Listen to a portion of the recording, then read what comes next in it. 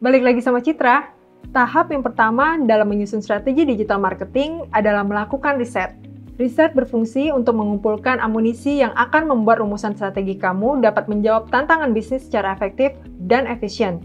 Sebelum itu, kamu harus paham dulu metode riset yang biasanya digunakan oleh digital strategist. Sebenarnya, banyak metode yang dapat digunakan dalam melakukan riset. Namun, materi kali ini hanya akan menjelaskan beberapa metode yang biasanya digunakan dalam menyusun strategi digital, yaitu audit aset digital, desk research atau riset melalui data sekunder, dan menggunakan survei. Kita bahas satu persatu ya. Yang pertama, audit aset digital. Ini adalah kegiatan di mana kamu memeriksa komponen digital media yang menjadi milik sebuah perusahaan, seperti channel apa saja yang dipunyai, bagaimana konten-konten di dalamnya, bagaimana performa konten dari channel tersebut, serta bagaimana merek tersebut memposisikan produknya lewat konten yang disajikan atau positioning. Sehingga kita dapat menemukan peluang yang dapat dimanfaatkan dalam menyusun strategi yang akan datang dan juga dapat menghindari kesalahan yang telah dilakukan berdasarkan pengalaman sebelumnya. Dalam mengaudit aset digital, kamu juga bisa menggunakan tools seperti Socialbackers atau Localwise untuk membandingkan performa konten sosial media brand kamu serta kompetitor lainnya. Lewat tools tersebut, kamu bisa melihat brand mana yang memiliki engagement paling banyak atau mana yang paling banyak dibagikan. Contoh dalam studi kasus Watersuy, perusahaan tersebut memiliki aset digital media berupa website dan beberapa akun bisnis di sosial media seperti Facebook, Twitter, Instagram, dan YouTube. Selain itu, Watersuy juga memiliki konten berupa video dan konten yang mereka gunakan bahasa yang formal. Pada website, Watersuy banyak menuliskan tips dan trik life hack untuk keseharian ibu-ibu dan memiliki engagement tertinggi. Hal ini dapat mengindikasikan bahwa audiens ibu-ibu yang dimiliki oleh Watersuy sangat menyukai konten tersebut. Sehingga untuk menghasilkan engagement yang tinggi di kampanye, kita dapat memperbanyak konten seputar tips dan trik life hack tersebut. Itu tadi contoh apa yang dilakukan dalam mengaudit aset digital.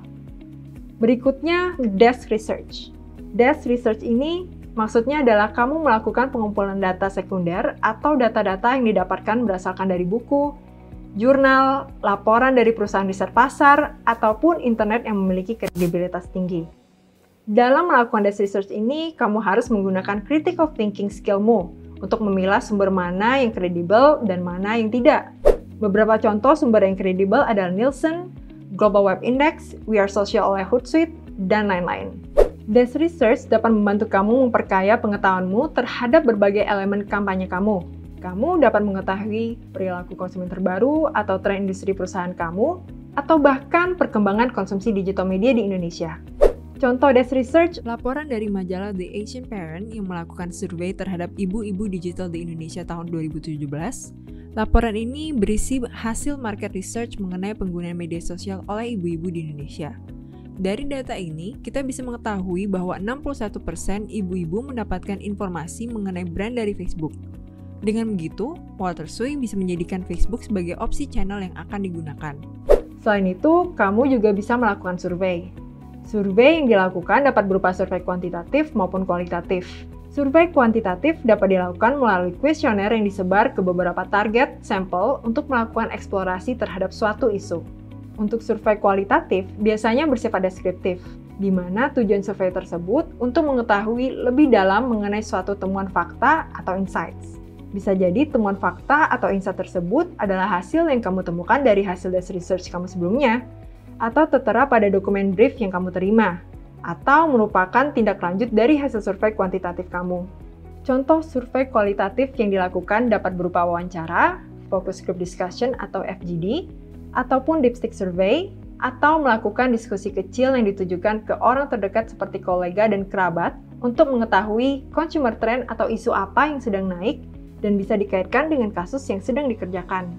Contohnya, untuk mengembangkan insight yang tertera pada brief Watersuy, kamu dapat memulai diskusi di grup kecil bersama sekumpulan ibu-ibu muda yang menjadi target audiens Watersuy.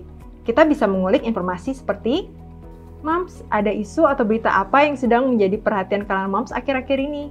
Pertanyaan ini akan memberikan banyak informasi tambahan tentang apa saja interest dari para ibu-ibu di sekolah dan juga memastikan apakah isu tekanan sosial dari mainan Smiggle benar-benar terjadi. Si kecil di sekolah lagi sering membicarakan animasi atau karakter produk apa.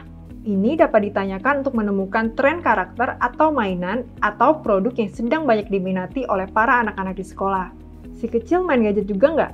Ini dapat ditanyakan untuk mengetahui konsumsi gadget ataupun digital media dari anak-anak di sekolah.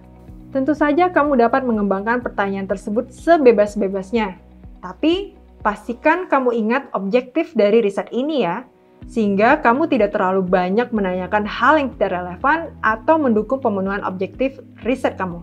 Sekedar tips, apabila waktu yang tidak cukup untuk melakukan riset mendalam lewat survei, karena harus merangkai pertanyaan, menyebarkan, menunggu hasilnya terkumpul, lalu membuat analisa, bisa dilakukan melalui diskusi grup kecil seperti dengan kolega atau teman-teman yang merupakan target audience dari digital campaign ini.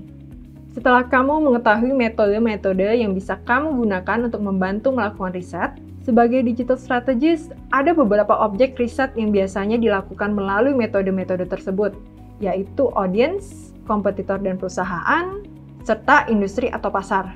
Kita akan membahasnya lebih lanjut di video selanjutnya ya. Sampai jumpa!